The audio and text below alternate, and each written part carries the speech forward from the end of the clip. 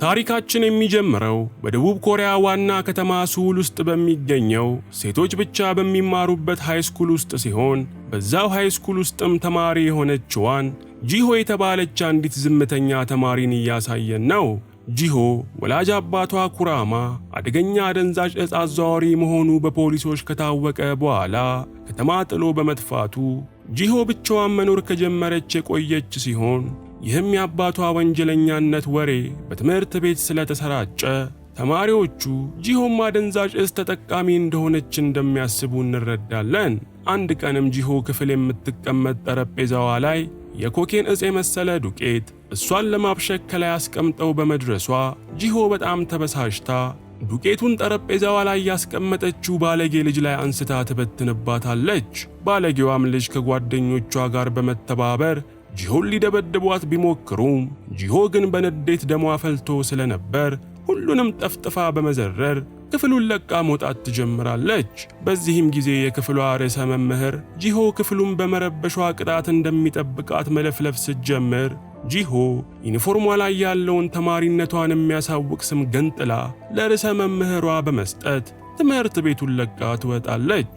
ውጭም ላይ በጂሆ በኩል ወንጀለኛ አባቷን ለመያዝ የሚፈልጉ ፖሊሶች ከኋላዋ በመኪና ሲከታተሏት ጂሆ በማየቷ ቦርሳዋን መኪናቸው ላይ ወርውራ የመኪናቸውን መስታወት በመስበር የሕይወቷንና የትምህርት ቤቷን ንዴት እነሱም ላይ ከተወጣች በኋላ ሳይዟት በፊት ሮጣ ወደ አንድ የባህር ዳርቻ በማምራት ብቻዋን ቁጭ ብላ ታመሻለች።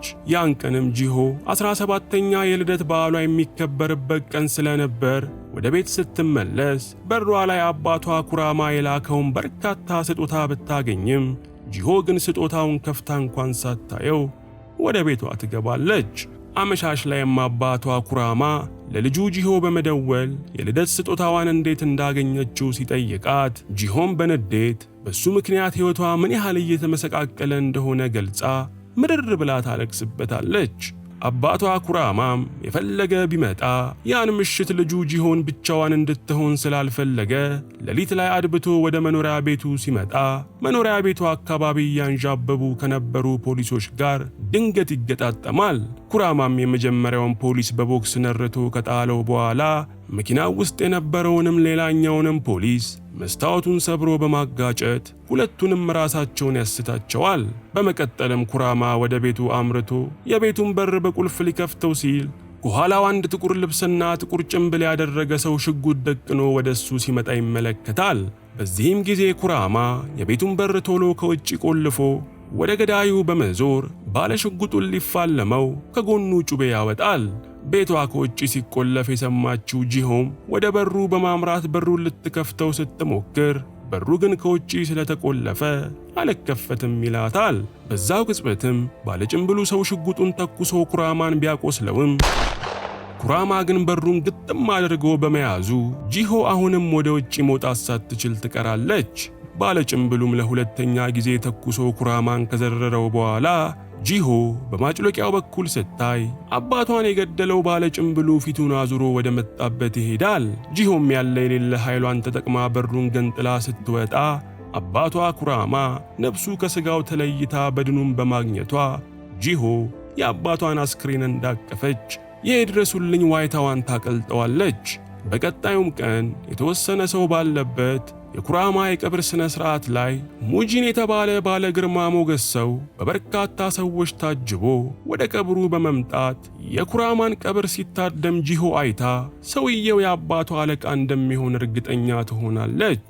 ሙጂንም ለጂሆ አባቷ ኩራማ ምርጥ ባልደረባው እንደነበር ገልጾላት ሲያበቃ ባልደረቦቹን ይዞ ተመልሶ ይሄዳል። ፖሊሶችም የጂሆን የአባቷን ገዳይ ማግኘት ባለመቻላቸው ጂሆ በሴኩሪቲ ካሜራ የተቀረጸውን ጥቁር በጥቁር የለበሰውን ግለሰብ ፎቶ አባስታ በመበተን ያን ምሽት እንደዚህ አይነት አለባበስ በለበሰው ግለሰብ ዙሪያ መረጃ ለሚሰጣት ሰው ወሮታውን እንደምትከፍል ማወጅ ትጀምራለች። የኩራማ አለቃ የነበረው ሙጂንም የጂሆን ወረቀት ቢያየውም ገዳዩ ጭንብል አድርጎ ስለነበር ጂሆ በከንቱ እየለፋች መሆኑን ይገነዘባል። እርግጠኛ አይደለሁም ግን እስቲ ይሄ ዓመት ሳያለቅ ማለት ነው 500,000 ለመግባት እንሞክር። አውቃለሁ በጣም ብዙ ነው፣ ከእጥፍ በላይ ማለት ነው። ግን ይህን ቪዲዮ እያያችሁ ያላችሁት በሙሉ ሰብስክራይብ ብታደርጉ መድረሱ አይቀርምና ምነው ቀጣይ ብለው የምትጠብቁት? ሰብስክራይብ አድርጉ። በቃ ምንድነው? አንድ ምሽት ግን ለጂሆ ስልክ ተደውሎላት ባሰራጨችው ፎቶ ዙሪያ መረጃ ስላለ አሁኑኑ የወረታውን ገንዘብ ይዛ እንድትመጣ ደዋዩ ይነግራታል። ጂሆም ለማንኛውም በማለት የአባቷን ጩቤ ታጥቃ ደዋዩ ወደ ነገራት አድራሻ ስትመጣ ደዋዮቹ ለካ የመንደር ወሮበሎች እንደሆኑና ይህንንም ያደረጉት ጂሆንን አጭበርብረው ያመጣችውን ገንዘብ ለመውሰድ እንደሆነ ትረዳለች። ጂሆም ነገሩ ስላልጣማት ጩቤዋን አውጥታ ራሷን ለመከላከል ብትሞክርም ወረበላዎቹ ግን ትግል ጀምረው ያደረገችውን ማስክ ሲያውልቁባት ጂሆ ቆንጅዬና ገና ታዳጊ ሴት እንደሆነች ያሉ። በዚህም ጊዜ ዱርዮቹ በስሜት አቅላቸውን ስተው ጂሆንን ራሷን እስክትስት ከደበደቧት በኋላ ጭር ያለ ቦታ ወስደው ሊደፍሯት በማሰብ የመኪና ኮፈን ውስጥ ከተዋት ይዘዋት ይሄዳሉ። ጂሆም ኮፈን ውስጥ ሆና እንደነቃች እጇ ይፊጥኝ መታሰሩን ታስተውልና በከባድ ድንጋጤና ጭንቀት ውስጥ ሳለች ድንገት የዱርዮቹ መኪና ቆሞ በሆነ ሰው ጥቃት ሲደርስባቸው ጂሆን ከውስጥ ሆና ትሰማለች። ጂሆም እንደምንም ብላ ይዛ በነበረው ጩቤ የእጇን እስራት እንዳስለቀቀች የመኪናው ኮፈን በመከፈቱ ጂሆ ኮፈኑን የከፈተውን ሰው በጩቤ ለማጥቃት ስትሞክር ከፋቹ ሰው ጂሆንን በቀላሉ እጇን ይዞ ያስቆማታል። በዚህም ሰዓት ከእገታ ያዳናት ሰው የአባቷ አለቃ የሆነው ሙጂን እንደሆነ ጂሆ ትመለከተዋለች። ሙጂንም ጂሆ የአባቷን ገዳይ እንድትበቀል እንደሚረዳት ገልጾ ነገር ግን መጀመሪያ በደንብ መሰልጠን እንዳለባት በማሳወቅ ብዙ የሱ ጋሻ ጃግሬዎች ወደሚሰለጥኑበት የስልጠና ማዕከል ይወስዳታል። ጂሆም እዛ እንደደረሰች ቤቱን የሞሉት በሙሉ ወንዶች ስለነበሩ ሁሉም በጂሆ ውበት ተደመው አፋቸውን እንደከፈቱ ይቀራሉ። ጂሆም ስልጠና ቦታ ደርሳ ብዙም ሳትቆይ የተሰቀለ የአሸዋ ከረጢት ላይ ቦክስ እየተለማመደች ሳለ ስሜት አናቱ ላይ የወጣበት አንድ ወጠጤ ጂሆንን ከኋላዋ በማቀፍ ደረቷን ለመጭመቅ ሙከራ በማድረጉ ጂሆ ወጠጤውን ሳያስበው ትመተዋለች። ወጠጤውን በጂሆ ድርጊት በጣም ተናዶ መልሶ በመማታት ጂሆንን በኃይል ዘርሯት ጥሏት ይሄዳል። ያን ምሽትም ጂሆ ሁሉም ሲተኙ ጠብቃ ምንም አይነት የፍልሚያ ቴክኒክ እንኳን ባታውቅ በውስጧ በሚንተከተክ ኃይል ተሞልታ የቦክስ ከረጢቱን እየደበደበች ሳለ ሙጂን ወደ እሷ በመምጣት ቀን ላይ ስለተፈጠረው ነገር መስማቱን ይገልጽላታል። ሙጂንም ቀጥሎ ፍልሚያ ላይ የሚያስፈልገው ጉልበት ብቻ ሳይሆን ስስ ብልት የቱ ጋር እንደሆነ በማወቅ እሱም ቦታ ማጥቃት እንደሆነ ነግሯት ሙጂን ያደረገውን ኮት አውልቆ ፍልሚያ ሊያለማምዳት ከፊቷ ይቆማል። ጂሆም ተንደርድራ በመምጣት ሙጂንን ለመምታት ብትሞክርም ሙጂን ግን በምን መልኩ መፋለም እንዳለባት ለጂሆ በመንገርና በማሳየት መልሶ ያጠቃት ይጀምራል። ጂሆም በጣም ቀልጣፋና ፈጣን ተማሪ በመሆኗ ምክንያት በትንሽ ደቂቃ ውስጥ ሙጂን እንደሚነግራት በማድረግ ከሙጂን እኩል እየሰነዘረች መፋለም ትጀምራለች። ሙጂንም ጂሆ እልህ እንዲይዛት አስቦ ደጋግሞ መሬት ላይ ቢያፈርጣትም ጂሆ ግን ደጋግማ በመነሳት ከብዙ ልፋት በኋላ ሙጂን ላይ አንድ ምት ማሳረፍ በመቻሏ ሙጂን ከፍተኛ አድናቆቱን ለጂሆ ይችራታል። ከዛን ቀን በኋላም ጂሆ የፍልሚያ ልምምዷን ስታደርግ የአባቷን ገዳይ በሐሳቧ ፊት ለፊቷ አቁማ እሱን እንደምትፋለመው አድርጋ በመቁጠር ያለ እረፍት ቀንም ማታም በመሰልጠን ብቃቷን በሚያስገርም ሁኔታ ታሳድጋለች። ከተወሰኑ ጊዜያትም በኋላ ሙጂን ለሱ የሚሰሩት ሰዎች በሙሉ የሚሳተፉበት የፍልሚያ ውድድር እንዳዘጋጀ ገልጾ ፍልሚያውን ላሸነፈ አንድ ሰው የ1 ሚሊዮን ብር ሽልማት እንዲሁም የሱ የግል ጥበቃ እንደሚሆን አሳውቆ በቀጣዩም ቀን ሙጂን ፍልሚያው እንዲጀመር ያደርጋል። የፍልሚያውም ሕግ ሁሉም የሙጂን ሰዎች በአንድ መፋለሚያ ቦታ በመግባት ካገኙት ሰው ጋር መደባደብ ሲሆን መጨረሻ ላይ የቀረው ሰው ብቻ አንደኛ ወጥቶ አሸናፊ እንደሚሆን እንረዳለን። በፍልሚያውም ወቅት ጂሆ ከፊቷ የተጋረጡትን ሰዎች በሚያስደንቅ ፍጥነትና ቅልጥፍና እየዘረረች በመጣል ስፈጃቸው ስትቆይ ፍልሚያ ቦታው ውስጥም ከሷ በብቃት የተሻለ ጌንጆ የሚባል ሌላ ተደባዳቢ ሁሉንም ተጋጣሚዎች በአንድ ምት በመዘረር አጋድሞ ይጨርሳቸዋል። ጌንጅም ፍልሚያውን እንዳሸነፈ ቆጥሮ ወደ ሙጂን በኩራት ሲያመራ ሙጂን ጂሆ አሁንም ፍልሚያው ቦታው ውስጥ እንዳለች ለጌንጂ ነግረዋል። ጌንጂም ጂሆ ለፍልሚያ ዝግጁ እንደሆነች አይቶ በንዴት ወደ እሷ በመሮጥ ጅልም ቂልም የሚያደርጉ ከባባድ ቦክሶቹን እየሰነዘረ ጂሆን ማንገላታት ይጀምራል። ጂሆ ግን ከዚህ በፊት ሙጂን ባሳያት ቴክኒክ መሰረት የጌንጂን መብረቃዊ ጥቃቶች ስትከላከል ቆይታ በመጨረሻም ጌንጂን በክርኗ ፊቱን በማለት ራሱን ታስተውና ውድድሩን ጂሆ በበላይነት ታጠናቅቃለች። ከተወሰኑ ደቂቃዎች በኋላ ጌንጂ ራሱን ከሳተበት ሲነቃ በጓደኞቹ ተከቦ ክፍሉ ውስጥ እንዳለ አይቶ ጌንጂ በሴት በመሸነፉ ታላቅ አፍረት ይሰማዋል። ሌሊት ላይም ጌንጂ ጂሆንን ለመበቀል በማሰብ ክፍሏ ሄዶ የምትጠጣው ውሃ ውስጥ የእንቅልፍ መድኃኒት ይጨምርባታል። ጂሆም ከሻወር ቤት ወጥታ የእንቅልፍ መድኃኒት የተጨመረበትን ውሃ ከጠጣች ከደቂቃዎች በኋላ ራሷን መቆጣጠር አቅቷት መልፈስፈስ ስትጀምር ጌንጆ ጓደኞቹን ይዞ ወደ ክፍሏ በመምጣት በጋራ ሊደፍሯት መሞከር ይጀምራሉ። ምንድነው ደፋሪ ብቻ ነው እንደሞላው አገሪቷን? ጂሆ ምንም እንኳን በመድኃኒቱ ብትዳከምም የቻለችውን ያህል ስትታገላቸው ቆይታ ከበላይዋ የነበረ የሸክላ ዕቃ ወድቆ በመሰበሩ ጂሆ ስባሪውን አንስታ አንደኛውን የጌንጂ ጓደኛ ሰለሞኑ ላይ ትወገዋለች። ደፋሪውን በስቃይ መጮህ ሲጀምር ጂሆ እንደምንም ተነስታ ለማምለጥ በመሞከር ላይ ሳለች ጌንጂ ብረት መዶሻ ይዞ ከኋላዋ በመከተል አናቷን ሊፈልጣት መታገል ይጀምራል። ጂሆ ግን ጌንጂንም የሞት ሞቷን ሆዱ ላይ በሸክላ ስባሪው ወቅታ ብታዳክመውም ጌንጂ ጠንካራ ስለነበር አይሎባት ሊገድላት ከጫፍ ይደርሳል። በዛው ቅጽበት ግን የሙጂን የቅርብ ሰው የሆነው ሳቱሩ ቦታው ላይ ደርሶ ጌንጂን አንጠልጥሎ ሙጂን ጋር ይወስደዋል። ጌንጂም ሙጂን ጋር እንደተወሰደ የሰራው ሥራ ልክ እንዳልነበር በመለፍለፍ ይቅርታ ለመጠየቅ ቢሞክርም ሙጂን ግን የጌንጂን ፊት በሻሞላ አሸርክቶ በማበላሸት ከዚህ በኋላ የሱ ቡድን አባል እንዳልሆነ ነግሮት ከፊት ለፊቱ ያባርረዋል። በቀጣይም ዕለት ምሽትም ሙጂን ጂሆን ወደ አንድ ሬስቶራንት ወስዷት አብረው መጠጥ እየጠጡ እያለ ባጣራው መረጃ መሰረት የአባቷ ገዳይ የፖሊስ አባል እንደሆነና ነገር ግን ማንነቱን እስካሁን እንዳላወቀ ይነግራታል። አክሎ ግን አባቷ የተገደለበትን ሽጉጥ ማግኘት እንዳልቻለ ገልጾ ሽጉጡን ይሰጣትና ቀጣይ ተልዕኮዋ የሚሆነው የፖሊስ አባል ሆና በመቀላቀል የሱን ባልደረባ እና የሷን አባት ገዳይ ማንነት ማጣራት እንደሆነ ያሳውቃታል። ከዛሽ ቀን አንስቶም ጂሆ ራሷን የፖሊስ አባል ለማድረግ ብዙ ፈተናዎችን ታልፍና ከአንድ ዓመት በኋላ ተሳክቶላት ጂሆ ጥሩ ብቃት ያላት የፖሊስ አባል ትሆናለች። ፖሊስ በሆነች ማግስትም አንድ ዕፅ አዘዋዋሪን እንድትከታተል ተልዕኮ ስለተሰጣት ጂሆ የተባለውን ወንጀለኛ ስትከታተለው ቆይታ ወንጀለኛው ወደ አንድ ናይት ክለብ ሲገባ ታየዋለች። ጂሆም ወንጀለኛውን ተከታትላ እንደገባች ውስጥ ላይ አንዲት በአደንዛዥ ዕፅ ራሷን ስታ የወደቀች ሴት አይታ ሴቲቱ አለመሞቷን ካረጋገጠች በኋላ ወንጀለኛው ያለበትን ክፍል አጮልቃ ስትሰልል ወንጀለኛው ከአንድ ወጣት ልጅ ጋር አደንዛዥ ዕፅ ሽያጭ ሲፈጽም ትመለከታለች። በዚህም ሰዓት ጂሆ ወንጀለኛው ያለበትን ክፍል መስታወት በወንበር ሰብራ ወደ ውስጥ በመግባት ውስጥ የነበሩትን በርካታ ወንበዴዎች መቀጥቀስ ስትጀምር ወንበዴዎቹም ደብቀው ያስቀመጡትን ስለት ስበው በማውጣት ከጂሆ ጋር መፋለም ይጀምራሉ። ጸብ ቁርሷ የሆነችው ጂሆ ግን ካቴናዋን በመጠቀም ሁሉንም ዶግ አመድ አድርጋቸው ስታበቃ ዋናው ወንጀለኛም በካቴና በማሰር በቁጥጥር ስር ታውለዋለች። ነገር ግን ውስጥ ላይ ዕፅ ሲገዛ ያየችው ጆን የተባለው ወጣት እሱም እንደሷ የፖሊስ አባል መሆኑን ገልጾ አሁን ባደናቀፈችበት ምርመራ ምክንያት ዋናውን ዕፅ አዘዋዋሪ የመያዝ ዕድሉን እንዳበላሸችበት በብስጭት ይነግራታል።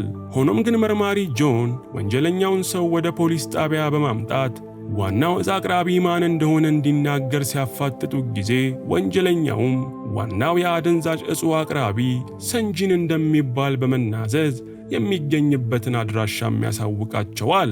ጆንም ይህን መረጃ ይዞ ከምርመራ ክፍሉ ሲወጣ ጂሆ ከሌላ ዲፓርትመንት ተዘዋውራ ወደ እነሱ ዲፓርትመንት እንደመጣች ይረዳል። ጆንም ወደ አለቃቸው ኢንስፔክተር ቻ ሄዶ ጂሆ ምን ልትሰራ መጣች በማለት ሲጠይቃቸው ቻም ለነሱ ዲፓርትመንት አባላት የቡላ ገንፎ አሰራር ጥበብን ለማስለመድና ወንጀለኞችን አድኖ ለመያዝ እንደተዘዋወረች ገልጸው ጂሆ አዲሱ ባልደረባው እንደሆነች ለጆን ያሳውቁታል። ጆን ግን ከጂሆ ጋር ለመስራት እንደማይፈልግ ቢገልጽም አለቃው ቻን ግን አፉን እንዲዘጋ ስላደረጉት በቀጣዩ ቀን ጆን ሳይወድ በግዱ ከጂሆ ጋር በመሆን ሰንጂን የተባለው ዋና አደንዛዥ ዕፅ አቅራቢን ለመያዝ አለበት ወደ ተባለው ቦታ ያመራሉ። እዛም እንደደረሱ ጆን ጂሆ አካባቢውን ዞር ዞር ብላ እንድትቃኝ ቢልካትም ጂሆ ግን ቀጥ ብላ ሰንጂን ወደሚገኝበት ሕንፃ ብቻዋን ትገባለች። ውስጥ እንደገባችም አንድ የሕንፃው ጠባቂ ጂሆን ለማስቆም ስለሞከረ ጂሆ እንደለመደባት ጥይትን በሚያስንቁ ምቶቿ ቀጥቅጣው በመዘረር ወደ ውስጥ ትዘልቃለች።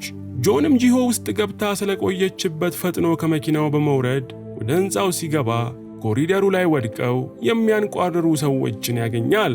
ጆንም እርምጃውን ቀጥሎ ትንሽ እንደተጓዘ ጂሆ ውስጥ የነበሩትን የሰንጂንን ሰዎች በሙሉ ደብድባ ሰንጂንን በቁጥጥር ስር እንዳዋለችው ተመልክቶ ጆን በጂሆም ብቃት በጣም ይደመማል።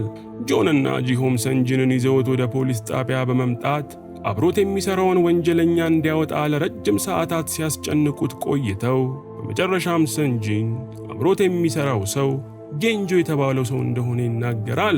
ጂሆንም ይህንን ስም ስትሰማ ጌንጆ ሙጂን ከዓመት በፊት ባደረሰበት ጥቃት ምክንያት ተፎካካሪ ባላንጣው ሆኖ እንደመጣ ትረዳለች። ያን ቀንም ኢንስፔክተር ቻ ሙጂን የተባለው አደንዛዥ ዕፅ አዘዋዋሪ ዕፅ ለመግዛት ወደ ወደብ ዳርቻ እንደሚመጣ መረጃ ስለደረሳቸው ኢንስፔክተር ቻ ሁሉንም ፖሊሶች ተልዕኮ ላይ እንዲሰማሩ ጥብቅ ትዕዛዝ ያስተላልፋሉ።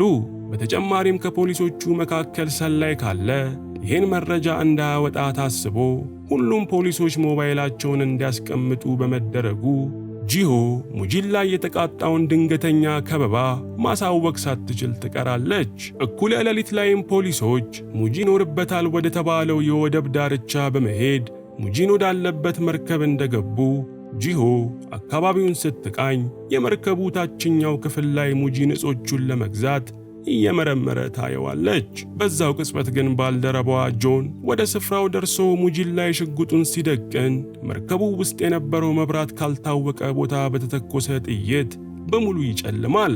እነ ጆንም ጨለማውን ለመክፈፍ መርከብ ውስጥ የነበረን አልኮል በመደፋፋት በእሳት ሲያቀጣጥሉት እነ ሙጂንም ፖሊስ እንደደረሰባቸው አይተው መሸሽ ይጀምራሉ።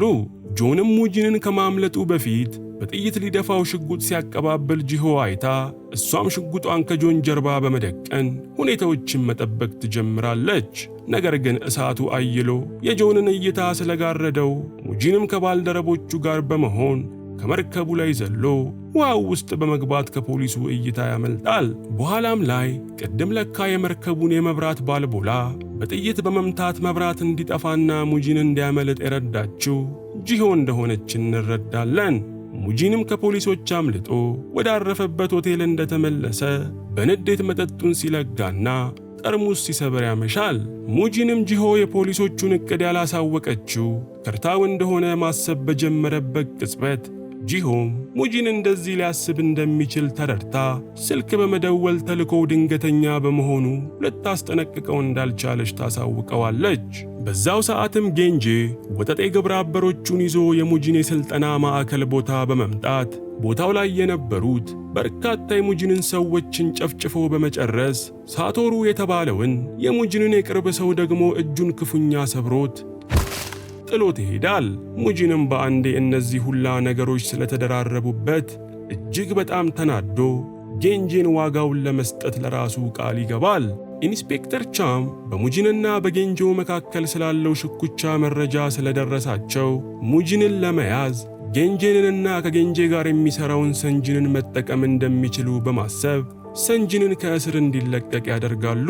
በዚህም መሰረት ሙጂን የጌንጄን ባልደረባ ሰንጂንን ለመበቀል ሲመጣ ሊይዙት ቢያስቡም ጂሆ ግን ይህንን መረጃ ቀድማ ለሙጂን በማቀበሏ ሙጂን የፖሊሶቹ ወጥመድ ውስጥ ሳይገባ ይቀራል። በዚህም ጊዜ ኢንስፔክተር ቻ ፖሊሶቹን በሙሉ ሰብስበው የሙጂን አባል የሆነ መረጃ አቀባይ ፖሊስ እንዳላቸው በመግለጽ ዛሬ ማታ ያን ፖሊስ በአካል እንደሚያገኙት ያሳውቋቸዋል።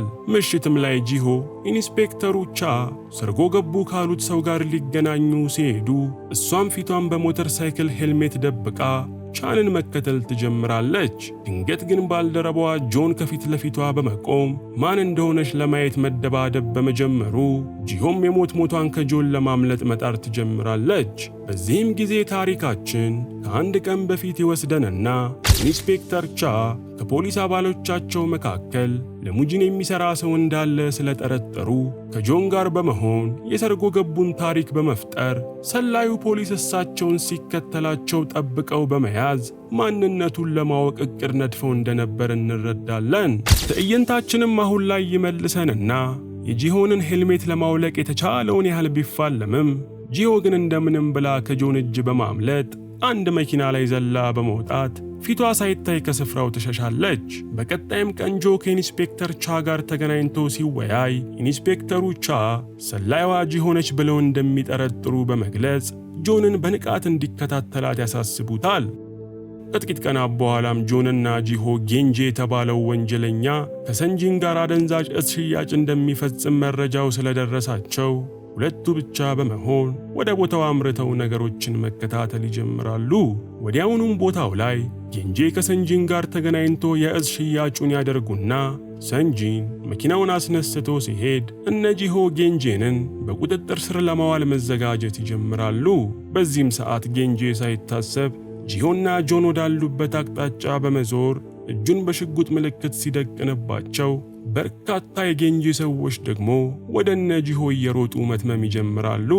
ጌንጂም ከጥቂት ቀናት በፊት ጂሆ ሰንጂንን በቁጥጥር ስር ስታውለው በሴኩሪቲ ካሜራ የተቀረጸችበትን ቪዲዮ አይቶ እንደነበርና እዚህም ቦታ እንድትመጣ ያመቻቸው ሆን ብለው እሷን ለመበቀል እንደሆነ እንረዳለን። ጂሆና ጆንም የከበቧቸውን የጌንጂን ሰዎች አቅማቸው እስኪሟጠጥ ድረስ ቢፋለሟቸውም በመጨረሻም ግን የጌንጂ ሰዎች አይለውባቸው እነ ጂሆንን በቁጥጥራቸው ስር ያውሏቸዋል። ቀጥሎም ጌንጂ ወደ እነ ጂሆ በመምጣት ጂሆንን ፎቶ በማንሳት ፎቶዋን ለሙጂን ይልክለትና ወንድ ከሆነ መጥቶ እንዲያተርፋት ይፎክርበታል። በሽተኛው ጌንጂም በዚህ ሳያበቃ ጂሆና ጆንን ደህና አድርጎ ቀጥቅጧቸው ሲያበቃ ሁለቱንም እስከ ወዲያኛው ለመሸኘት አንድ ያረጀ መኪናው ውስጥ በካቴና እጃቸውን አስሮ መኪናውን የብረት መጨፍለቂያ ማሽን ውስጥ ይከተዋል። ማሽኑም ቀስ በቀስ መኪናውን መጨፍለቅ ሲጀምር ጆን እንደምንም ብሎ የጂሆንን ካቴና በእግሩ በመደብደብ ከእስራት ሲያላቅቃት የሱ ካቴና ግን አልበጠስ ብሎ በማስቸገሩ ጆን ለመሞት 11ኛው ሰዓት ላይ ይደርሳል። ጂሆ ግን ምንም እንኳን ካቴናው ቢፈታላትም እስከ መጨረሻው ህቅታ ድረስ የጆንን ካቴና ለመበጠስ እየታገለች ሳለ አንድ መኪና እየበረረ መጥቶ የኤሌክትሪክ ኃይል ማስተላለፊያውን በመግጨት ማሽኑን አስቆሞ እነ ጂሆንን ከመደፍጠጥ ያድናቸዋል።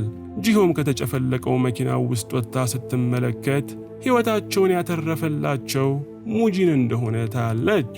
ከርቀትም የፖሊስ መኪና ወደ አካባቢው እየመጣ እንደሆነ ሙጂን ሰምቶ ከአካባቢው እንደተሰወረ ፖሊሶች ቦታው ላይ ደርሰው ጆንን ሊደፈጥጠው ካለው መኪናው ውስጥ ጎትተው ያወጡታል። ከዚህ ክስተት በኋላ ግን ጆን ለኢንስፔክተር ቻ ጂሆ መቼም ቢሆን ለሙጂን የምትሰራ ሰላይ ነች ብሎ እንደማያስብ በመግለጽ ምክንያቱም ደግሞ መኪናው ሲጨፈለቅ የሷ ካቴና ስለተፈታ ትታው መሄድ ስትችል እሷ ግን እስከ መጨረሻው ሰዓት ከጎኑ እንደቆየች ለኢንስፔክተሩ ቻ ያሳውቃቸዋል። ሙጂንም በበኩሉ ጌንጂ የጂሆንን ትክክለኛ ማንነት ለፖሊስ ከተናገረ ጂሆ እንደሚያበቃላት እርግጠኛ በመሆን ጂሆ ከሀገር እንድትወጣ እንዳመቻቸላት ቢያሳውቃትም ጂሆ ግን የአባቷን ገዳይ ሳታገኝ የትም እንደማትሄድ ታሳውቀዋለች። ጌንጂም ጂሆ ላይ ባደረገው ነገር ምክንያት ሙጂን እንደማይለቀው በተረዳ ጊዜ ፈጥኖ ለፖሊሶቹ ደውሎ ኢንስፔክተር ቻን በማግኘት ሙጂንን በቁጥጥር ስር እንዲያውሉት እንደሚረዳቸው ገልጾ በምትኩ ግን ፖሊስ ለሱ ጥበቃ እንዲያደርግለት ከኢንስፔክተሩ ቻ ጋር ይደራደራል። ይህን ነገር የሰማችው ጂሆም ሙጂንን የጌንጆ ወጥመድ ውስጥ እንዳይገባ ብታስጠነቅቀውም ሙጂን ግን ፖሊሶች ከመድረሳቸው በፊት ጌንጂንን እንደሚያስወግደው ለጂሆ ይገልጽላታል። ከጥቂት ቀናት በኋላም ጌንጂ ሙጂንን አንድ ሰዋራ ቦታ እንዲያገኘው ስለቀጠረው ሙጂን በርካታ ሰዎቹን ይዞ ጌንጂ ያለበት ቦታ ይሄዳል። እዛም እንደደረሰም ጌንጂ ብዙ ወጠጤ ባልደረቦቹን ይዞ እየጠበቀው ስለተገጣጠሙ በጌንጂና በሙጂን ሰዎች መካከል ቅልጥ ያለ ጸብ ይጀመራል። ፖሊሶቹም ቅርብ ርቀት ላይ ሆነው ድብድቡን ሲከታተሉ ቆይተው ሁለቱም ቡድኖች መዳከም ሲጀምሩ መሳሪያቸውን ደቅነው ጣልቃ በመግባት ሙጂንን ለመያዝ መገስገስ ይጀምራሉ። ሙጂን ግን ከአካባቢው ለመሸሽ የሚሞክረው ጌንጂንን ለመግደል ሲያሯሩጠው ቆይቶ በመጨረሻ የሚደርስበትና በሁለቱ መካከል ከባድ ግብግብ ይጀመራል። ጌንጂን በያዘው ስለት ሙጂንን ደጋግሞ ሊወጋው ቢሞክርም ሙጂን ግን ልምድ ያለው ተፋላሚ ስለነበር ጌንጂንን በራሱ ስለት ወጋግቶ ክፉኛ ያዳክመዋል። በዚህ መሃል ግን ጌንጂ ደብቆ የያዘውን ትንሽዬ ስለት ከጫማው ስር በማውጣት ሙጂንን ባላሰበው ቅጽበት ደጋግሞ ሆዱ ላይ ሲወጋው ሙጂንም በጥቃቱ ተልፈስፍሶ ጌንጂ ፊት ይወድቃል። ጌንጂን ባጋጠመው ድል ተደስቶ ሙጂንን ሊጨርሰው ሲል ጂሆ ፈጥና ደርሳ ሽጉጧን በጌንጂ አቅጣጫ በመተኮስ ጌንጂንን አሁኑኑ ከአካባቢው እንዲጠፋ የመጨረሻ ዕድል ትሰጠዋለች። ጌንጂን ግን ጂሆ ለሙጂን ስትወግን አይቶ ከት ብሎ በመሳቅ እውነቱን ብታቂ ለሙጂን አትሰሪም በማለት ይነግራታል። በዛው ቅጽበትም ጆን እነ ጂሆ ያሉበት ቦታ ደርሶ ጌንጂን ጩቤውን እንዲጥል እያስጠነቀቀው እያለ ጌንጂ ድምፁን ከፍ አድርጎ ጂሆ ለሙጂን የምትሰራ ሰላይ እንደሆነች ሲናገር ጂሆ ፈጥና በመተኮስ ጌንጂንን እስከ ወዲያኛው ታሰናብተዋለች። ሙጂንም ይህን ግርግር በመጠቀም ባልደረባው ሳቶሩን ይዞት በመጣው መኪና ፈትልኮ ሲያመልጥ ጂሆም ከፖሊሶች ተሰውራ በፍጥነት ወደ ቤቷ ትሄዳለች። ሙጂን ነው እንደገደለው የጂሆንን አባት እናንተ? ጂሆን ቤቷ እንደደረሰች ጌንጂ አስቀድሞ የላከላትን አንድ ደብዳቤ አግኝታ ደብዳቤውንም ስትከፍተው ውስጡ ፎቶ ታገኝና ፎቶውን ስታየው አባቷ ኩራማ የፖሊስ ልብስ ለብሶ ከነቻን ጋር የተነሳውን ፎቶ ትመለከታለች። ጂሆም አባቷ የፖሊስ አባል እንደነበር ለመጀመሪያ ጊዜ አይታ ነገሩ ፍጹም ግራ ስላጋባት ያንኑ ምሽት ወደ ሙጂን በመሄድ ጌንጆ ስለላከላት ፎቶ እንዲያብራራላት ሙጂንን ትጠይቀዋለች። ሙጂንም አባቷ ኩራማ የተጨበጨበለት የፖሊስ አባል እንደነበር ገልጾ አንድ ወቅት ላይም ኢንስፔክተር ቻ አባቷ ኩራማን ሙጂን ጋር ሰርጎ ገብቶ እንዲሰለል ቢልከውም ኩራማን ግን እነቻንን በመክዳት የሱ ቀኝ እጅ ሆኖ መስራት እንደጀመረ ይገልጽላታል። በዚህም ምክንያት ፖሊሶች ኩራማን ሲያሳዱት ኖረው በመጨረሻም ኢንስፔክተር ቻ አባቷ ኩራማንን በመግደል እንደተበቀለው ይነግራታል። ጂሆ ግን ይህን ነገር ከቻም አንደበት መስማት እንዳለባት በማመን ወደ ኢንስፔክተር ቻ ቤት መጓዝ ብትጀምርም ሙጂን ግን ለምን እንደሆነ ባልታወቀ ምክንያት ባልደረባው ሳቶርን ኢንስፔክተር ቻንን ፈጥኖ እንዲያስወግደው ያዘዋል። ሳቶሩን በፍጥነት ወደ ኢንስፔክተር ቻ ቤት ጭንብል ለብሶ በመሄድ ቻንን በተኛበት በጩቤ ደጋግመው ሲወጋው ቻም የሞቱን አጠገቡ የነበረን ጠርሙስ አንስቶ ሳቶሩን በመውጋት መልሶ ቢፋለምም ነገር ግን ጉዳቱ ከፍተኛ ስለነበር ቻ ይዘረርና ሳቶሩ ያመልጣል። ሳቶሩም እንደወጣ ጂሆ ወደ ኢንስፔክተሩ ቻ ቤት ስትደርስ የቻ በር መክፈቻ ደም እንደነካው አይታ ስለት በማውጣት ወደ ውስጥ ትዘልቃለች። ኢንስፔክተሩ ቻም ጂሆን ስለት ይዛ ሲያያት ልትጨርሰው የመጣች መስሎት ቢሰጋም ጂሆ ግን ወላጅ አባቷ ኩራማ እንደነበር በመግለጽ ወንጀለኛ ነው ብላ የምታስበው አባቷ ለምን ከርሱ ጋር ፎቶ እንዳለው ኢንስፔክተር ቻንን ትጠይቀዋለች። በዚህም ጊዜ ኢንስፔክተሩ ቻ ጂሆ የኩራማ ልጅ እንደሆነች ተገንዝቦ አባቷ ጀግና ፖሊስ የነበረ ሰው እንደነበር በመግለጽ ነገር ግን እሱና ኩራማ ብቻ በመመሳጠር ኩራማ ሙጂን ጋር ሰርጎ ገብቶ ቤተኛ በመሆን ለፖሊስ መረጃ ሲያቀብል እንደነበር ይገልጽላታል። በመጨረሻም ግን ሙጂን በንዴት አባቷን እንደገደለው ገልጾላት የአባቷ ገዳይ ለካ ራሱ ሙጂን እንደሆነ የሚያስረዳ ዶክመንት ለጂሆ ይሰጣታል። ጂሆም በሰማችው ነገር ልቧ ድብልቅልቅ ብሎባት ሳለ ባልደረባዋ ጆን ወደ ቻ ቤት ሲመጣ ድምፁን በመስማቷ ዶክመንቱን በመያዝ በመስኮት ዘላ ከአካባቢው ትሸሻለች። ጆንም ኢንስፔክተር ቻ በር ላይ ደም እንዳየ በሩን በኃይል በርግዶ ወደ ውስጥ በመግባት በሞት ጣር ላይ የሚገኘው ቻንን በፍጥነት ወደ ሕክምና ስፍራ ይዞ ይሄዳል። ጂሆም አምልጣ በመኪናዋ ጥቂት ከተጓዘች በኋላ ቻ የሰጣትን ዶክመንቶች ስታገላብጥ ቻና አባቷ ከተነሱት ሌላ ፎቶ በተጨማሪ አባቷ እስኪሞት ድረስ ለኢንስፔክተሩ ቻ ሲልክ የነበረውን የሰለላ ጽሑፍ ሪፖርት ታነባለች። ጂሆም እስከ ዛሬ ሕይወቷን እንደታደገላት ስቆጥረው የነበረው ሙጂን የአባቷ ገዳይ መሆኑን ስትረዳ ጊዜ ውስጧ በበቀል ስሜት ክፉኛ ተቀጣጥሎ ሙጂንን እስከ መጨረሻው ለማስወገድ ለራሷ ቃል ትገባለች። በሌላም ስፍራ ሳቶሩ ቻ አሁንም ድረስ እንዳልሞተ የሚገልጽ መረጃ በማግኘቱ ቻም ካልሞተ ለጂሆ እውነቱን እንደሚነግራት እርግጠኛ በመሆን 2 ቅጥር ነፍሰ ገዳዮችን ወደ ጂሆ ቤት ፈጥኖ ይልካል። ጂሆም አገር ሰላም ብላ ከቤቷ ለመውጣት እየተዘጋጀች ሳለ ሁለቱ ሰዎች ድንገት ደርሰው ያልታሰበ ጥቃት ይሰነዝሩባትና ጂሆም በእልህ ተሞልታ ብትፋለምም ገዳዮቹ ግን ፍጹም አይለውባት በጩቤ ሰውነቷን ደጋግመው በመወጋት አቅም እንድታጣ ያደርጓታል። ጂሆ ግን መጨረሻዋ እንዳልሆነ በመወሰን ጥርሷን ነክሳ በመፋለም አንደኛውን ገዳይ አስወግዳ በመገላገል ቀጥላ ደግሞ ከሁለተኛው ጋር ደም አፋሳሽ ጦርነት ስታደርግ ቆይታ እሱንም ወደ ገሃነም ትልከዋለች።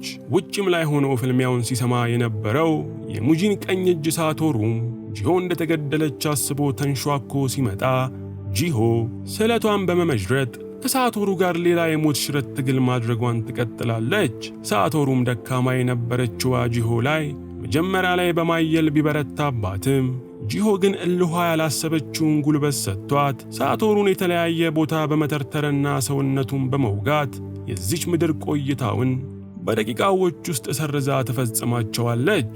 ርኩሱ ሙጂንም ምንም እንኳን ጂሆ አባቷን እንደገደለባት ማወቋን ቢያውቅም ነገር ግን ለሱ ያላት ታማኝነት እንደማይጠፋ ከልቡ በማመን በቀጣዩ ቀን ሙጂን ወደ ፖሊስ ጣቢያ በመሄድ ራሱን ለፖሊሶች አሳልፎ ይሰጣል።